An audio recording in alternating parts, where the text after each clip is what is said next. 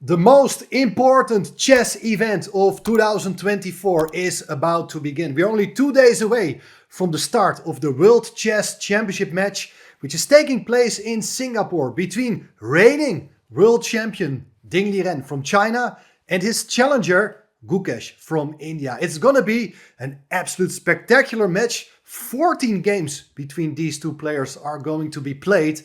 And well, who is the favorite? Well, in this video, I'm going to make my own prediction. I will tell you more about what is going to happen. And well, it's very exciting. I'm also going to show you a game played between these two players in 2023. But first, what can we expect actually? Well, that's a good question. Gukesh is the man in super form. He is currently world's number 5.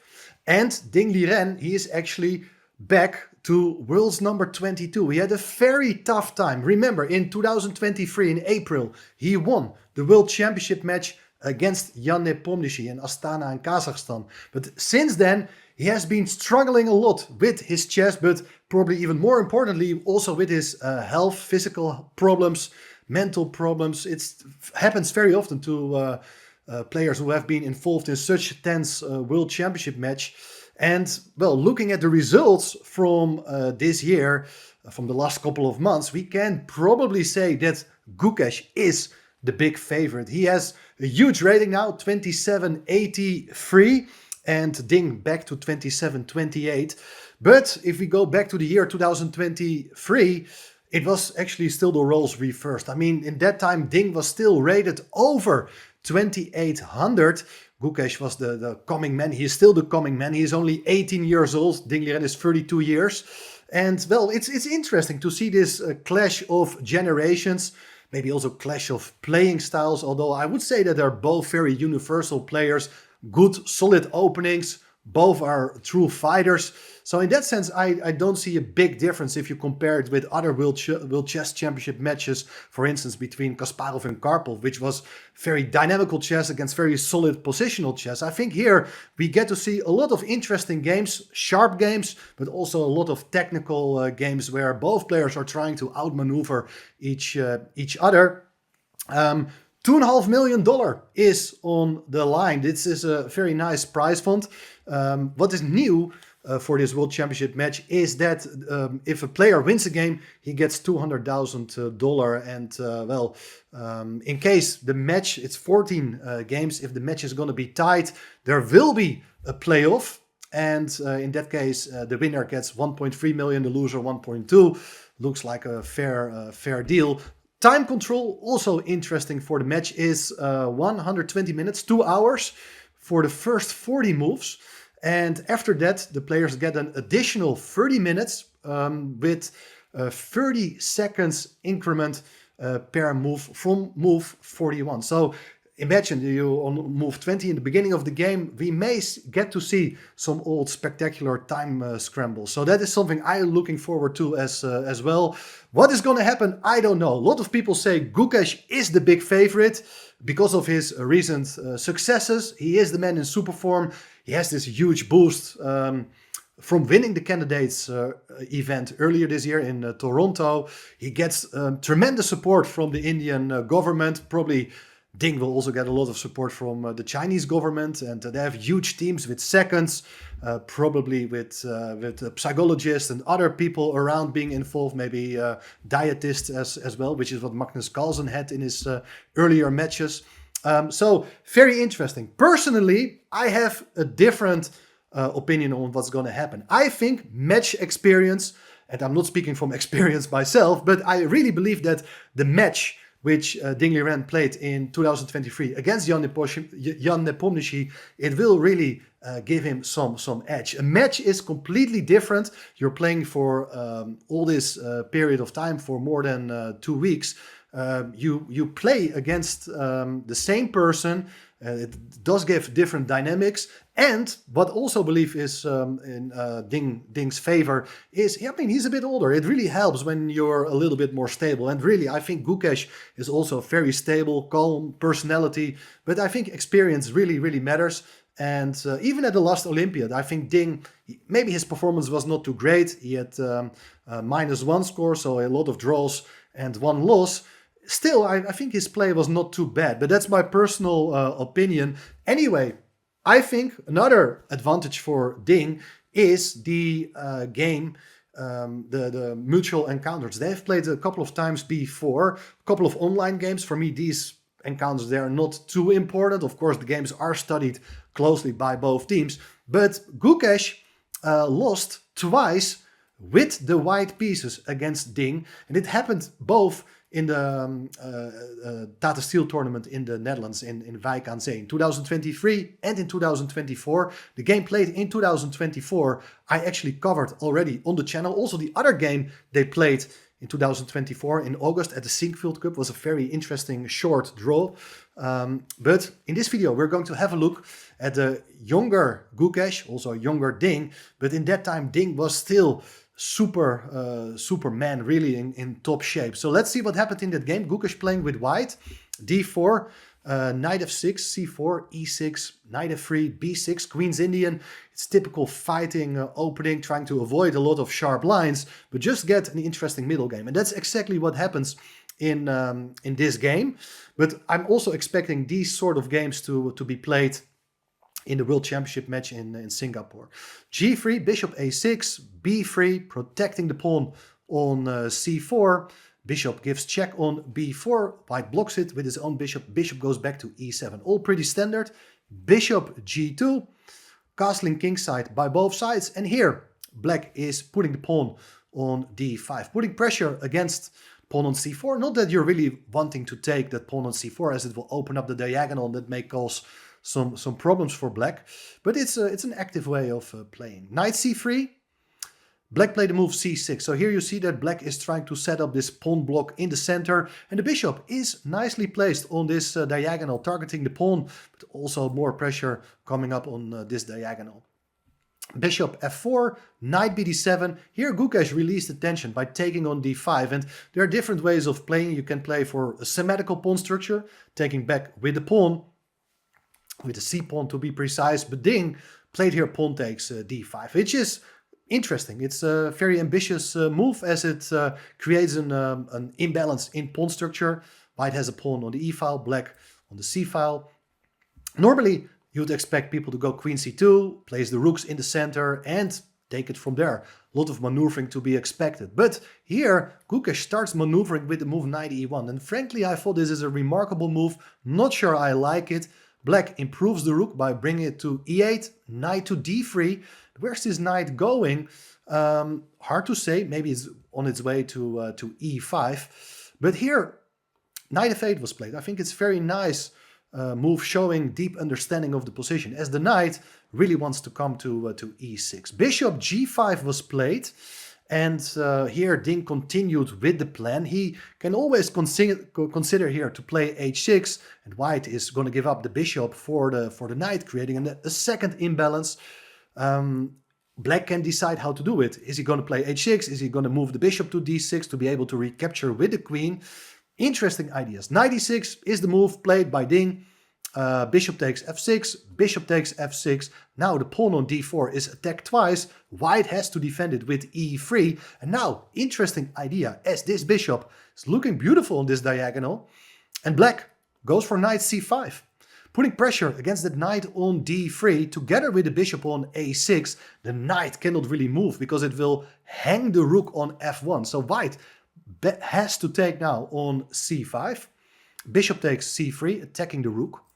Rook goes to c1, and black brings the queen out to f6. And here you can see that black is really enjoying the position here with two beautiful bishops, putting quite a bit of pressure on white's position. Queen c2 was played, attacking the bishop on c3, and Ding playing very ambitiously. With a move d4, he's opening up the position, protecting the bishop on c3. Pawn takes b6 was played, black recaptures. And what to do? It's a very open game, so a lot of tactics are now coming into the position. For instance, if you do take on d4, was not played in the game. Bishop is under attack now, it's no longer defended. Bishop takes d4. If you do take the pawn on c6, there is rook a c8. And there are problems on the c-file. Look at that queen. The bishop is attacking the knight on d3, and this queen on c2 is having quite a difficult time to keep both the bishop and the knight defended. Rook e6 is another potential threat attacking the bishop on c6 one more time. So that explains that white instead played here the move rook fd1. Rook a8, centralizing the rook. Now the pawn on d4 was taken. Bishop takes d4, and well, we have seen how dangerous it can be to take the pawn on c6. It is maybe possible here again. If you do take with the bishop on c6, you do hit the rook on e8. Again, there is this move to play rook c8.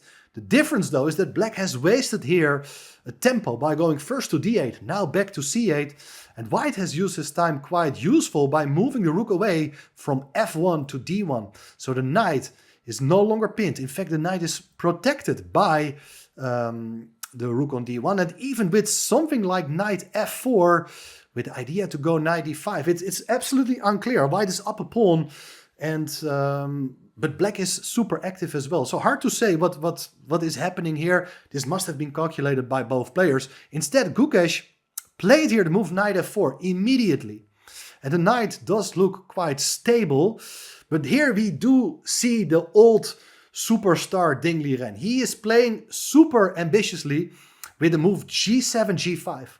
It's not the kind of move you often see, pushing a pawn in front of your king, weakening your own king's position. But here it's for very concrete reasons. The knight goes to h5, attacking the queen. But the queen comes in to h6, attacking the knight on h5. And well, for instance, if you protect the knight, because there is actually not a good square for the knight to go to, you have to protect it one way or another. In case of g4, then the rook comes in to e2 with a devastating threat against the queen and against the pawn on f2. And look at these beautiful bishops in open position. The knight on h5 is stranded, looks awfully placed there. Bishop f3 was played in the game to protect the knight and cover the e2 square. But here the pawn comes to c5, cementing that bishop in the center can count on the support of that pawn.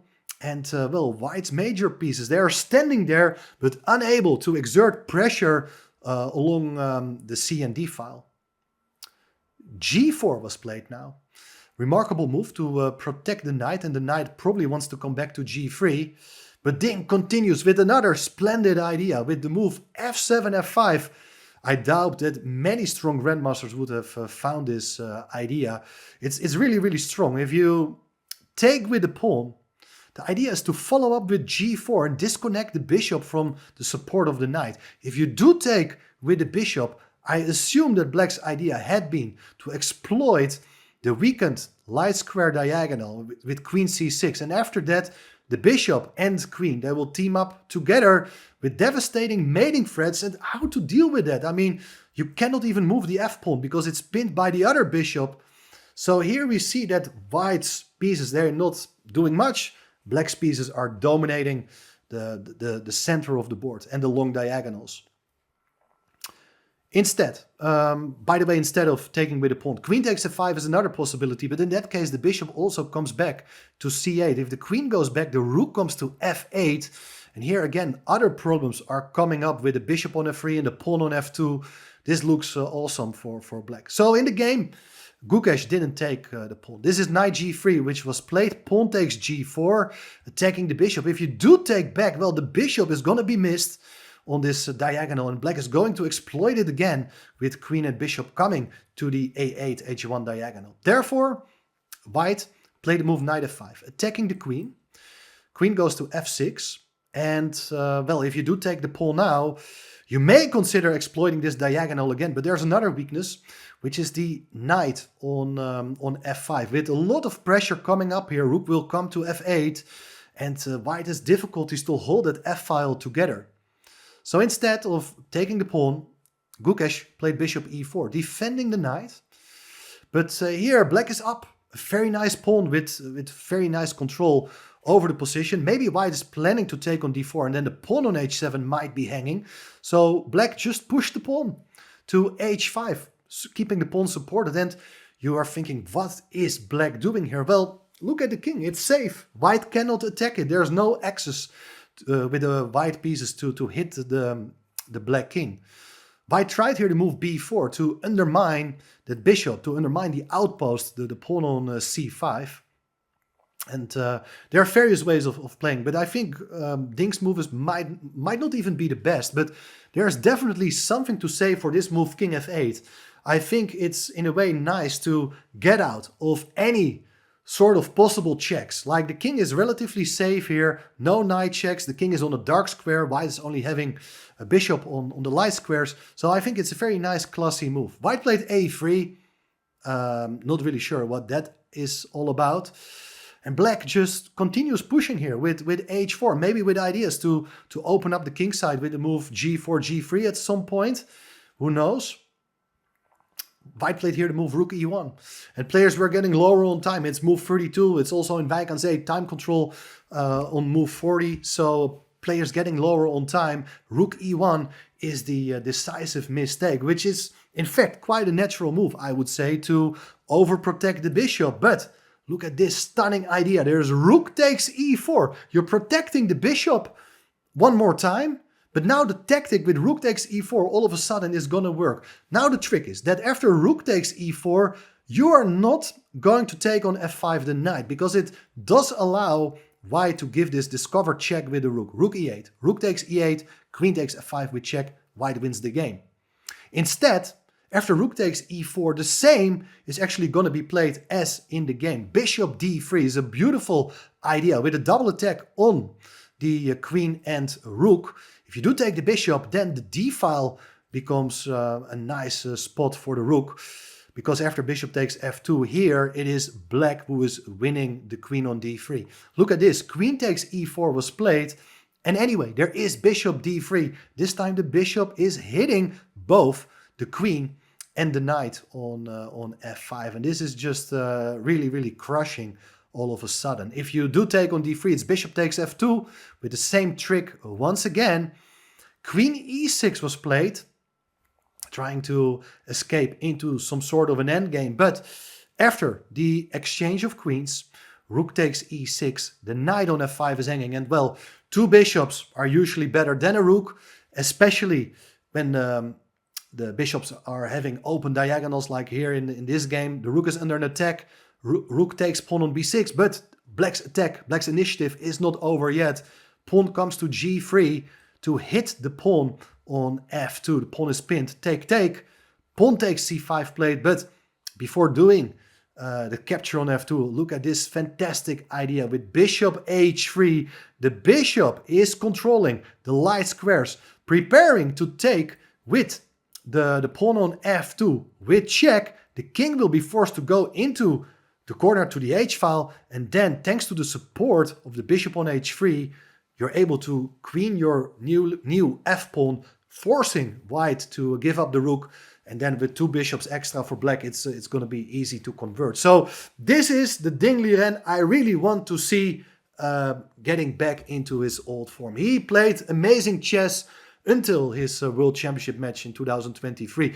Is he able to shock the chess world with a surprising victory in this match? I don't know. Personally, let me please make it clear that I personally don't have a favorite. I just think that Ding has better chances than a lot of people think, and his experience will probably give him some edge in that regard. But what is going to happen, we don't know. I just would love to see 14 amazing games so that I can cover it on the channel and you are able to follow all the ins and outs of this match. And well, during the match, I'm going to announce something very, very special.